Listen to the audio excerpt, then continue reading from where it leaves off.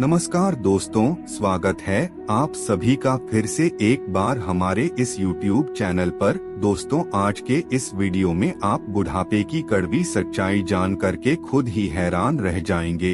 दोस्तों, आपको बताना चाहेंगे जिस समय भगवान ने सभी प्रकार के जीव जंतुओं की उत्पत्ति की, उस समय भगवान ने सभी जीव जंतुओं की उम्र भी निर्धारित कर दी थी। सभी जीव जंतुओं को 40 से 40 उम्र की अवधि दी गई थी। उसके बाद सभी प्राणी धरती लोक पर आकर अपनी उम्र के मुताबिक अपने जीवन में सुख और दुख भोगने लगे। अपने कर्म के अनुसार धीरे धीरे वह पुण्यात्मा और पाप आत्मा बन गए। धीरे धीरे समय गुजरता गया और एक दिन मनुष्य ने सोचा कि ब्रह्मदेव ने हमारे साथ अच्छा नहीं किया। मनुष्य अपने मन में सोचने लगा कि इतनी कम उम्र देकर इतनी बड़ी जिम्मेदारी हमें दे दी गई है। इतने कम समय में हम किस प्रकार से अपनी सभी प्रकार की जिम्मेदारियों को निभा पाएंगे, क्योंकि 15 वर्ष तो पढ़ाई लिखाई में चला जाता है, तो वही शुरुआत के 5 वर्ष बाल क्रीड़ा में चला जाता है। इसके अलावा 20 वर्ष की आयु ऐसे ही व्यक्ति की निकल जाती है। अब बचे 20 वर्ष की आयु में वह शादी करके संतान उत्पत्ति करता है और उसे शिक्षा दीक्षा प्रदान करता है। बाकी का समय संतान के लालन पालन में चला जाता है और उसकी मृत्यु हो जाती है। इस प्रकार मनुष्य के मन में यह सवाल उठता है कि इतना सीमित समय में वह अपने सभी प्रकार के कार्य को सुचारू रूप से किस प्रकार संपूर्ण कर पाएगा। जब मनुष्य का सुख भोगने का समय आता है, तब तक उसकी आयु समाप्त हो चुकी होती है। फिर वह न तो अपने जीवन में कोई सुख भोग पाता है और न ही अपने बच्चों के लिए किसी भी प्रकार का कोई इंतजाम कर पाता है। ऐसे में मनुष्य जीवन का क्या लाभ हुआ जो अपनी संतान के सुख दुख को भी नहीं देख सकता। इस प्रकार सोचकर मनुष्य ने अपनी समस्या लेकर ब्रह्मा जी के पास गया और ब्रह्मा जी से कहने लगा कि हे भगवान, आपने हमारी आयु को बहुत ही सीमित कर दी है। उस मनुष्य ने ब्रह्मा जी से कहा कि 40 वर्ष की आयु में हम अपनी समस्त प्रकार की जिम्मेदारियों को निभा पाने में समर्थ नहीं हैं। कृपया करके हमारी आयु में वृद्धि करने का प्रयास कीजिए, क्योंकि जब मनुष्य जीवन का असली सुख भोगने का समय होता है, तब तक आयु समाप्त हो जाती है। न वह बेटी का विवाह अच्छे तरीके से कर पाता है और न ही बेटे का विवाह कर पाता है। यह ठीक उसी प्रकार होता है जिस प्रकार व्यक्ति को भोजन के लिए आमंत्रित किया जाता है और उससे पहले ही भोजन समाप्त हो जाता है।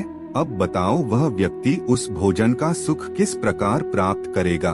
ठीक इसी प्रकार व्यक्ति की आयु निर्धारित कर दी गई है। मनुष्य की बात सुनकर के सृष्टि रचिता ब्रह्मा जी बोले, तुम्हारा कहना उचित है, लेकिन विधाता के लेख में आपकी आयु निश्चित कर दी गई है।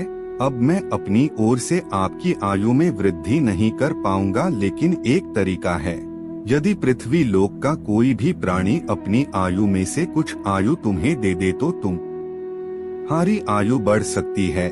यह सुनकर वह मनुष्य विचार करने लगा कि इस दुनिया में ऐसा कौन प्राणी होगा जो अपनी उम्र में से आधी उम्र उसे दे देगा, क्योंकि जिस प्रकार से वह अपनी उम्र की वृद्धि करना चाहता है, ठीक इसी प्रकार से जितने भी प्राणी धरती लोक में रहते हैं, वह भी अपनी उम्र की वृद्धि कराना चाहते होंगे।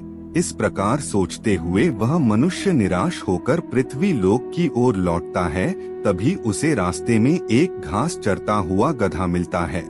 वह गधा उस मनुष्य के उदास चेहरे को देखकर कहता है कि हे भाई, तुम इतना ज्यादा चिंतित क्यों हो? या तुम्हारे किसी प्रिय की मृत्यु हो गई है, या फिर तुम्हारा धन किसी ने चोरी कर लिया है? तब वह मनुष्य कहने लगा कि नहीं भाई, मैं तो अपनी आयु को लेकर के चिंतित हूँ। इस संबंध में मैं ब्रह्मा जी के पास गया था कि वह मेरी आयु को 40 वर्ष से बढ़ाकर ज्यादा कर दें, क्योंकि 40 वर्ष की आयु मनुष्यों के लिए पर्याप्त नहीं हो पाता। इतने कम उम्र में सभी प्रकार की जिम्मेदारियों को निभा पाना संभव नहीं है। तब वह गधा कहने लगा कि क्या ब्रह्मा जी ने आपकी आयु में वृद्धि की?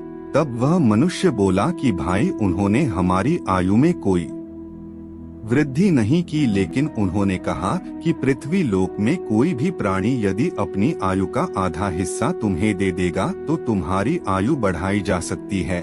बस इसी चीज को सोच करके मैं दुखी हूँ, क्योंकि इस धरातल पर रहने वाला हर प्राणी अपनी आयु में वृद्धि कराना चाहता है।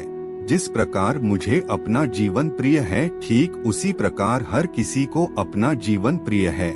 यह बात सुनकर वह गधा कहने लगा, वैसे तो दोस्त मुझे अपना जीवन बहुत प्रिय है, लेकिन हमारे जीवन में खाने के अतिरिक्त और किसी भी प्रकार का कोई सुख नहीं है। बाकी हमारा जीवन सिर्फ कष्टों से भरा है। एक काम करो, तुम मेरी आयु में से आधी उम्र ले लो, जिससे मेरा बोझ भी हल्का हो जाएगा। यह सुनकर उस मनुष्य के चेहरे पर कुछ प्रसन्नता आई, लेकिन वह फिर अगले ही पल दुखी हो गया। तब वह गधा कहने लगा कि अब किस बात का दुख है। वह मनुष्य बोला, दोस्त अगर आपकी आधी उम्र मैं ले लूं तो इससे मेरी उम्र 60 वर्ष होगी, लेकिन इतने वर्षों में भी मैं अपनी सभी प्रकार की जिम्मेदारियों को पूरा नहीं कर पाऊंगा। यह कहकर वह व्यक्ति आगे बढ़ गया। रास्ते में चलते चलते उसे एक कुत्ता दिखाई दिया। वह कुत्ता भी उस व्यक्ति से उसकी परेशानी का कारण पूछने लगा। तब वह व्यक्ति कहा कि हमारी आयु बहुत कम है, जिसकी वजह से मैं परेशान हूँ। फिर उस कुत्ते ने कहा कि तुम अपनी कम उम्र को लेकर परेशान हो, जबकि मैं अपनी अधिक उम्र को लेकर के हताश हूँ, क्योंकि एक तो हमें तिर्यक योनि में जन्म प्राप्त हुआ है। हजारों प्रकार के दुख हमारे साथ बंध गए हैं। सर्दी गर्मी बरसात सभी मौसम में सिर्फ इधर से उधर घूमना ही पड़ता है। कभी भोजन का संकट पड़ जाता है तो कभी कुछ और, चारों तरफ से सिर्फ डांट फटकार ही खानी पड़ती है। भोजन भी कोई ढंग का प्राप्त नहीं होता। पेट भरने के लिए कभी कभी तो हड्डियों को भी चूसना पड़ता है। मैथुन का सुख भी अच्छे से प्राप्त नहीं होता और दिन रात सिर्फ भौंकते रहते हैं। और हमारी बिरादरी में कभी भी समझौता नहीं होता। जहां अपने ही अपने को काटने को दौड़े, वहां पर किस प्रकार का सुख कोई प्राप्त कर सकता है। हमारे जीवन में सुख कहां से आएगा। जब हमारा कोई जाति भाई बंधुओं में काट लेता है तो हमें जीते जी सड़ना पड़ता है।